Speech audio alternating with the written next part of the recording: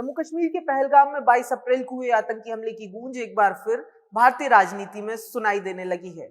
अब जब ये गूंज एक बार फिर सुनाई दी है तो ये सवाल जांच एजेंसियों, एनआईए और सरकार पर उठ रहे हैं। दरअसल ये सवाल द इंडियन एक्सप्रेस की एक रिपोर्ट जो 23 जून 2025 को पब्लिश हुई, उस रिपोर्ट के हवाले से हुआ है। इस रिपोर्ट में इंडियन एक्सप्रेस ये दावा कर रहा है, सूत्रों के हवाले से ये खबर इंडियन एक्सप्रेस ने की है कि सेंट्रल एजेंसी का कहना है कि जिन 3 लोगों के स्केच आतंकी हमले के बाद जारी किए गए थे, असल में वो तीनों उस हमले में शामिल ही नहीं थे।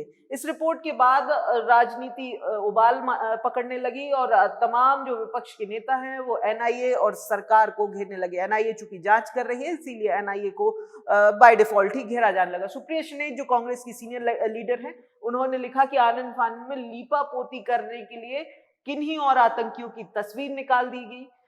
2 महीने से किसे ढूंढा जा रहा है, सरकार चल रही है या सर्कस चल रही है, इस तरीके के तंज जो है वो सरकार पर कसे। इसके अलावा कांग्रेस पार्टी के आधिकारिक अकाउंट से भी कुछ इसी तरीके के एक के बाद एक पोस्ट किए गए।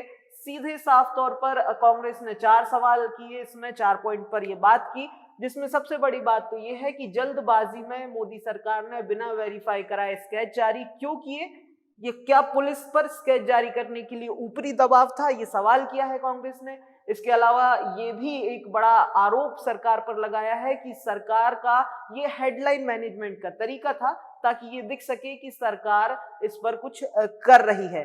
हालांकि एनआईए ने भी अपनी तरफ से इसको लेकर एक स्टेटमेंट जारी किया है अपने आधिकारिक बयान में। इन तमाम आरोपों को, इन तमाम रिपोर्ट्स को आधारहीन एनआईए ने अपनी इस स्टेटमेंट में बताया है। हालांकि अगर बात की जाए तो अब तक एनआईए इस पूरे मामले में जांच कर रही है। इसके पहले 2 लोगों को गिरफ्तार किया था। उन्हीं के आधार पर, उनके बयानों के आधार पर जो एनआईए की जांच है वो इस पहलगाम आतंकी हमले में आगे की तरफ बढ़ रही है। लेकिन इस रिपोर्ट के बाद तो अब सियासी पारा हाई हो गया है।